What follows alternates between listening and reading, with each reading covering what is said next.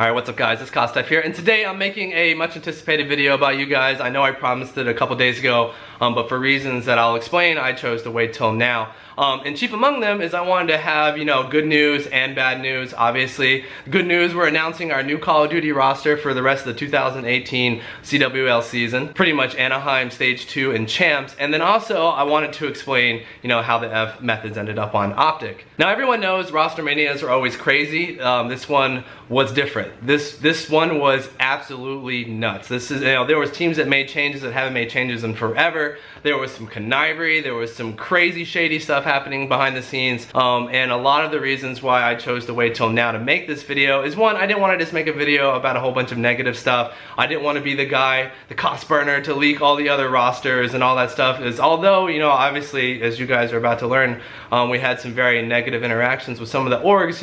We're a Call of Duty org, we care about the players. Despite all that other stuff, everyone's really excited for the new rosters, everyone's really excited for the rest of 2018, and I didn't want to have a negative effect on those players and the hype built over those new rosters. Believe it or not, I am a very massive fan of CWL, not just our team, but all teams. I love watching competitive Call of Duty. I've loved this game for 4 or 5 years. I honestly feel like that I'm one of the largest supporters of the Call of Duty franchise there is. But mainly I wanted to have good news to accompany the bad, so I'm going to go ahead and announce our new Call of Duty roster for 2018. So here it is. We are picking up Ian Wyatt, otherwise known as Enable, extremely talented Call of Duty player, someone that I'm extremely excited to be having joining our Call of Duty roster. Someone that I've known for quite a long time. The first time I met Enable outside of just random UMG events back then, he actually lived here in Atlanta when he was a part of Curse, whose team house we ended up actually taking over the lease for. So there was like a few 4 or 5 months when it was, Enable was here, Benson was here managing their house, and we used to all go out in Atlanta all the time. Great dude, enormously talented Call of Duty player. Honestly, cannot wait for the rest of the 2018 CBL season to see what this team can do. So definitely go over to all his profiles. I'll link all his socials in the video description below. Go drop him some tKAllDays. I know you guys are all excited for this change. Enable is an amazing player. This completes our roster with Enable joining Accuracy, Kenny, and Ferocities. Very excited for Stage 2 of CWL, Anaheim, and of course Call of Duty Champs. And I'm trying to make this video quick, so I'm just going to go ahead and move right into the second part of this video, which I believe a lot of people are very interested in, because it has to do with Rostermania, and it does include quite a lot of drama. To be honest, I have no way of explaining to you how this actually happened. It was mind-blowing. As far as I know, it's something that's never really happened, at least in Call of Duty esports, if not esports, ever before. It's something that I feel like no one, even this entire community, could have anticipated. And the only way I can explain it to you is just to actually tell you chronologically how everything went down. So as you guys know, after Stage 1 of CWL, we made some player changes. Well, we dropped Chino in theory, picking up Ferocities and Methods. Ferocities was basically just a free agent, so all we had to do was just contract him. He's been a great addition to the team. A player that I believe once he reaches his true potential could just be a dominant force in Call of Duty. But the Methods situation was a little bit more complicated, as he was a restricted free agent, meaning that he was, available to be picked up by other teams, but was still under contract with Rise Nation, meaning that if we wanted to pick him up, that we had to do basically a transfer agreement and then sign him under a new contract after we had bought in the Rise contract. Now I'm going to try and keep this simple and minimize my use of legal terms and different things like that, because I know not a lot of people have a very large background in contracts. Believe it or not, they're not actually as complicated as you would think. But here we go, chronologically. So before Seattle, we obviously picked up Methods.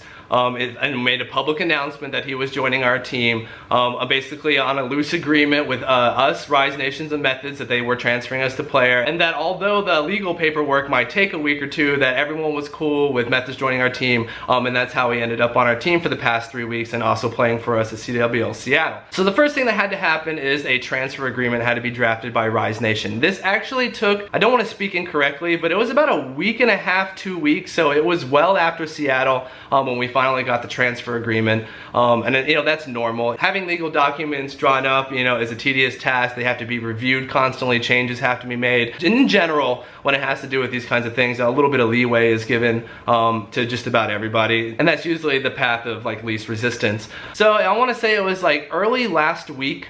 that I received the transfer agreement. I reviewed it. I had it sent over to our attorney. They okayed it. They approved it. We didn't make any changes. I signed it, sent it back to the manager of Rise Nation. He had Roger Stafford sign it, who's the owner of Rise, and then they sent it back to us. As soon as I received the transfer agreement, we sent payment, and I believe that was the end of the situation. Oh, also, like 2 weeks prior, we had given Methods a copy of the proposed contract. Obviously, we had to have his transfer from Rise completed before he could sign that contract, or there would be no point to it. So he did have like a couple weeks to review the contract, and he had told me that he had sent it off to his attorney to review, which is normal.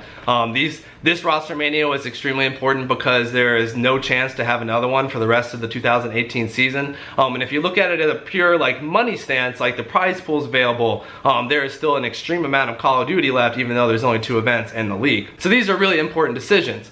Now, last we left off, we had a signed transfer agreement with Rise, and consideration had been sent. It was pretty much a done deal when I talked to the manager of Rise. You know, everything was looking good, everything was fine. Now, 2 days later, I think this is a Friday now, I got a string of text messages from the manager of Rise saying that they were voiding our transfer, and that they were going to sell Methods to another team for more money. Now, of course, at this point, I was just like, well, no, you've legally transferred Methods to us. I'm sorry, like, you know, you can't just like invalidate contracts because you found someone that would pay more. It's kind of the whole point of contracts. He disagreed. Obviously, you know, I think that they saw a chance to make a quick buck. And then obviously Methods also wanted to join the team. Now, I had spoken to Methods. You know, he was completely fine staying here at Team Kaliber. We have a great team here. It's a great org. He was more than happy. You know, he feels like this was a winning team. But obviously, and this is the reason, one of the reasons why I wanted to wait to make this video, is that the other offer was from Optic. And everyone knows, you know, what pro player wouldn't want to join Optic. That is a tremendous opportunity. So I had spoken to Methods about it, and we were very, you know, professional about it. He was like, to be honest, like, I would love to stay here, but if there's any chance in hell that I can end up in Optic, I'm gonna pursue it.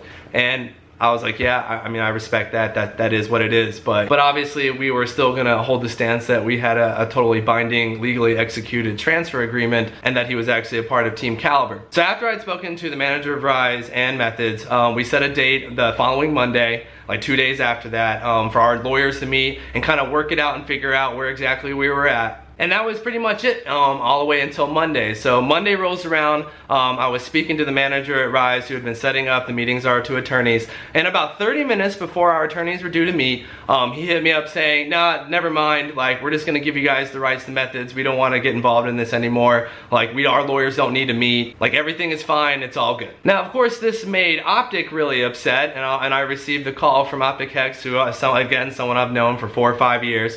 I would like to think we're kind of buddy-buddy for the most part, so no, we chatted on the phone. I had found out in that call that Rise had actually sold Methods to Optic 2 days after they had sold Methods to us, leaving Optic in a pretty precarious situation because, you know, they were really excited to pick up Methods, and then they found out after the sale that they had actually already sold them to us. That conversation ended with Hex, you know, wanting to go back and talk to his legal team, or his team, you know, handling everything. Then, of course, I reached back out to the manager of Rise to figure out, you know, where they were at that, and they're just like, you know, whatever, the rights have been transferred, it's good, whatever. And that was the last time I spoke to both Rise Nation and Optic. But of course, this is Rostermania and the Call of Duty community, and despite reaching out to them several times over the past few days, I received no comment. I spoke to Hex briefly, but obviously, you know, the disconnect here is between Team Kaliber and Rise, and not so much Optic Gaming. But of course, like I said, it's the Call of Duty community, so our pro players who are obviously very concerned is, you know, although Methods left Team Kaliber as an organization is really here to support players, to support the community, support the leagues that we're involved in, support all the gamers that are connected to us. So although losing Methods, it was kind of like a blow to our organization, we picked up Enable, someone we're very excited for. So really the only people that were wronged here in this situation were Methods teammates, being Accuracy Kenny and Farrah. So they did their digging, and they found out basically, you know, and I also reached out because of these rumors to them, and I didn't receive any kind of responses, that they were just going to ignore our transfer agreement, ignore that Methods had played for us at all, and just act like he had never been transferred from Rise, and then went ahead and made that transfer from Rise to Optic. So that's how Methods ended up there, and it's left us with just our hands up in the air like, you know, what the fuck just happened? So, you know, obviously we're going to be pursuing legal remedies for breach of contract and other things like that, and also to recover our very large 5-figure transfer fee that we're just out now. And although we feel pretty wronged by this situation, obviously our concentration is on Team Kaliber and our roster and our team. So although I had a very strong urge over the last week to come out and be cost burner and tell everybody everything that's going on, because, you know, I'm an org owner, I've known all the changes for all the teams for quite a while, I didn't want to be that guy. I felt like, you know, what am I here for? I'm here to concentrate on Team Kaliber, to do what's best for Team Kaliber, to do what's best for our roster, and none of that is furthered by shaming a bunch of other orgs for some shady practices during Rostermania. So I decided to rather concentrate on our roster and wait till we had, you know, everything in our house, in our camp, situated and ready for 2018, and then to approach this video rather just to explain why these changes were made, how Methods ended up on Optic Gaming, and how we now have Enable. You know, it really was that simple. You know, we had a contract signed by both parties.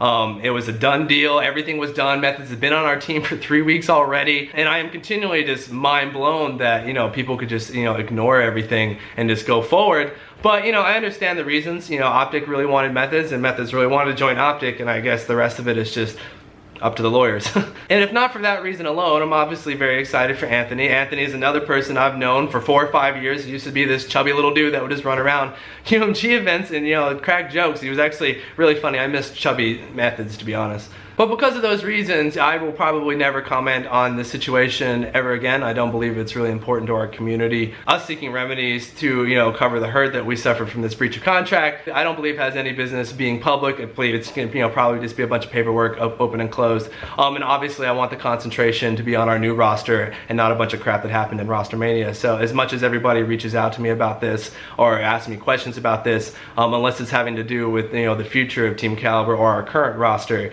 I will probably supply no comment for obvious reasons, because it's a legal matter now. I tried to keep this video short. I know it ended up not being that, but I'm really excited for Enable, really excited for the new squad, really excited for stage 2 of CWL to start. Anaheim's coming up, COD Champs. We have some amazing months of Call of Duty coming up, and I could not be more excited. This whole house, even all our directors, is headed to LA, you know, a little over a week to go check out the new community reveal for Black Ops 4. Just loving Call of Duty right now. But with all that being said, yep, definitely go over to Enable's profile, drop him a tKAllDay. I'm gonna go ahead and get out of here. I'll see you guys later on stream. I hope you guys are as excited for this new roster as I am. Can't wait to see you guys spamming the tKAllDays in the CWL chat again. I live for that shit. Hope you guys enjoyed today's video. See you guys tomorrow.